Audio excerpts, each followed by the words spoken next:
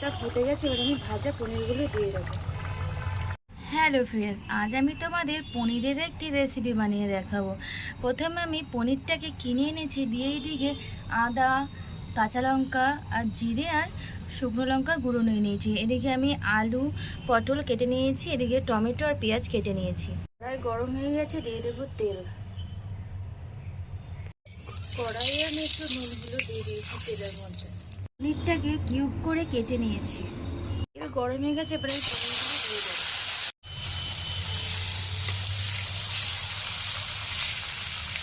পনিরগুলো ভাজা হয়ে গেছে, এবার আমি তুলে নেবো। এই তেলে এবার আমি পটলগুলো ভেজে নেবো। পটল ভাজা হয়ে গেছে, এবার তুলে নেবো। পেঁয়াজ কুচি দিয়ে দিলাম। মশলার যে পেস্টটা বানিয়ে রেখেছিলাম সেটা জল দিয়ে গুলে দিয়ে দেবো। হলুদ গুঁড়ো দিয়ে দেবো, নুন দিয়ে দেবো, কিছু দিয়ে দেবো। মশলাটা ভালোভাবে কষিয়ে নেবো। আমি আলুগুলো দিয়ে দেবো। আলুর সাথে মশলাটা ভালো করে কষিয়ে নেবো। মশলার সাথে আলু কষানো হয়ে গেছে, এবার আমি জল দিয়ে দেবো।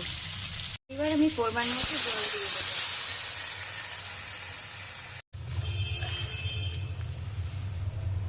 ঝোলটা ফুটে গেছে, এবারে আমি ভাজা পটলগুলো দিয়ে দেবো। একসাথে সব নেড়ে নেবো। এবারে আমি 5-7 মিনিটের জন্য ফুটিয়ে নেবো।